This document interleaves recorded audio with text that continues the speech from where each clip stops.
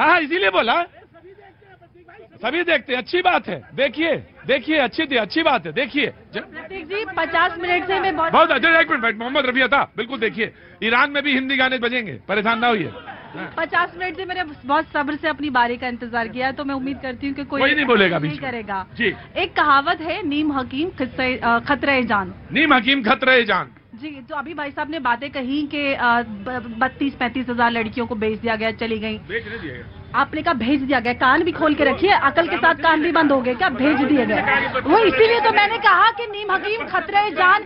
किसी ने ये नहीं कहा गया कि 35,000 लड़कियां आईएसआई में सेक्स स्लेवरी के लिए भेजी गई। आप पहले, जब आपको अगर किसी मुद्दे की इन डेप्थ नॉलेज ना हो तो डिबेट में हल्ला करने के लिए ना आया कीजिए।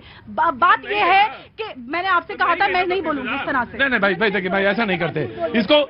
एक बात मैं कह रहा हूं कि दूसरी डिबेट्स में चलता है, यहां नहीं चलेगा। कि बिल्कुल बीच में मत बोलिए, मैंने सबको नियम दिया। जी देखिए मोहम्मद रफी आता, इधर देखिए। मोहम्मद रफी बैठिए, मोहम्मद रफी जी बैठिए। अरे मोहम्मद रफी तो यहाँ है, बैठिए। सूर्या मैथिल, और तुम भी बैठो सूर्या मैथिल के बगल में, और थोड़ा सीखो सूर्या मैथिल से कैसे डिबेट की जाती है। जी प्रतीक जी, मैं थोड़ी सी कुछ बातें कहना चाहती हूँ। एक तो भाई साहब ने, और बाकी जो मुझे कुछ कहना है वो कहना चाहती हूँ। इन्होंने कहा कि भारत में कई लाख लोग आ गए तमिलनाडु में और किसी को कुछ पता नहीं है, और मुसलमान आता है तो बड़ी लंबी बहस छिड़ जाती है। मैं बता देना चाहती हूँ भाई साहब को कि इस देश से जो पाकिस्तान का विभाजन हुआ था वो धर्म के आधार पर हुआ था, और जो धर्म के आधार पर पाकिस्तान में मुसलमान गए थे वो वापस अगर इस देश में आना चाहते हैं तो इस देश की जनता, इस देश के टुकड़े करने वालों को कभी भी बर्दाश्त नहीं करेगी और न एक्सेप्ट करेगी। दूसरी बात, आपने कहा कि 35,000 लड़कियां चली गई, आपको पता नहीं चला। 35,000 वो लड़कियां हैं जिनको लव जिहाद का शिकार बनाया गया, और उनको हर साल कई हजार आंकड़े आते हैं। भाई साहब बाद में बोलिएगा, आप बहुत सीख रहे थे, मैं नहीं बोली ना, तमीज सीख ली तो छोटों से भी थोड़ी। मोहम्मद रफी आता, नंबर लग सकता कांग्रेस का प्रेसिडेंट, तुम भी बन सकते हो। बैठो जल्दी, चुपचाप बैठो। तो ये लव जिहाद का मुद्दा है, बैठो मोहम्मद रफी, बैठो। जानकारी ना हो तो इस तरह से बड़े बड़े गोले नहीं बनाने चाहिए। दूसरी बात, राहुल गांधी की बात हो रही है, राहुल गांधी की विचारधारा पे बात हो रही है। राहुल गांधी बहुत बड़ी विचारधारा की बात करते हैं। राहुल गांधी की वही स्थिति है जो आज इमरान खान की है, पाकिस्तान के पूर्व प्रधानमंत्री। वो नहीं, आप सुन लीजिए ना, मैं उसका किस तरह से आपको तुलना करके बता देती हूँ। आर्मी की मदद से वो आगे शासन में, जब शासन से बाहर हुए तो जनता को भड़काना शुरू कर दिया फिर से समर्थन हासिल करने के लिए। वही राजस्थान, वही राहुल गांधी करते हैं। सत्ता में वापस आने के लिए वो इस देश में हिंदुओं को टारगेट करते हैं, देश को बदनाम करते हैं, तुष्टीकरण करते हैं, मोहब्बत की दुकान खोलने की बात करते हैं। मोहब्बत की दुकान में प्रतीक जी आपसे सवाल है, क्या क्या मिलता है? समानता, करुणता और इंसाफ के लिए बराबर संघर्ष। और उनकी मोहब्बत की दुकान में क्या मिलता है?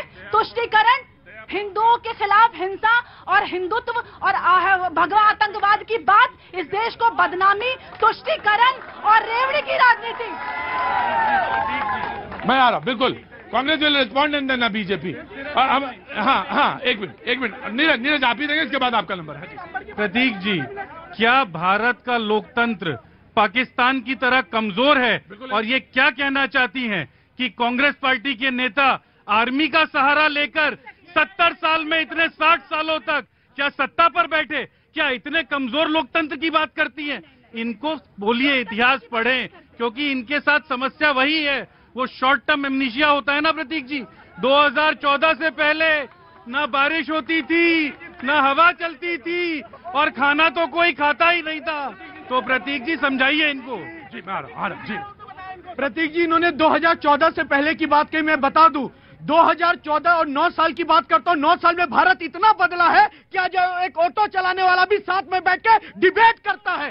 9 साल में भारत इतना बदला है कि एक 10 लाख 2004 से लेकर 2014 तक एक सामान्य नागरिक मैं भी हूं। 2004 से लेकर 2014 तक 10 लाख घर दिए सर आप लोग मात्र, और 2014 से 2023 तक 1 करोड़ से ऊपर घर दिया। और एक बात, यहाँ जितनी जनता खड़ी है उसी तरह मैं भी जाता हूँ बाजार निकल के आलू खरीदने, प्याज खरीदने, मैं भी जाता हूँ। महंगाई हर सरकार में रही है, लेकिन देखने का विषय यह है कि आप महंगाई के साथ राहत क्या देते हैं। अगर महंगाई किसी कारण बढ़ती है तो हम साथ में आयुष्मान देते हैं, अगर महंगाई बढ़ती है तो हम रोड देते हैं, अगर महंगाई बढ़ती है तो एक माँ को स्वच्छ वातावरण देते हैं कि उनकी बेटी अगर जन्म लेते के साथ उनकी जीवन जी प्रतीक जी, ये वही वाली सरकार चल रही है जो सरकार ये कहती है कि प्याज महंगे हो गए तो प्याज खाना छोड़ दो, रोटी अगर आटा महंगा होगा 40 रुपए किलो तो रोटी खाना छोड़ दो। आज भी आपने मौका दिया, उसको भी क्रेडिट ले गए, ये भी मोदी जी ने करा। ऑटो चालक यहाँ बैठ के डिबेट करे, ये भी मोदी जी ने करा। किस तरीके के लोग हैं, कैसी पीआर की सरकार चलाते हैं, सब लोग अंदाजा लगा सकते हैं। गणेंद्र भारद्वाज बोल रहे थे आम आदमी पार्टी के। अब आ गया नंबर रमनीश जी का। जी रमनीश जी।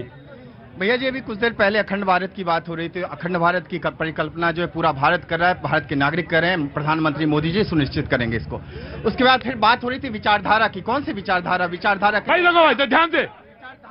विचार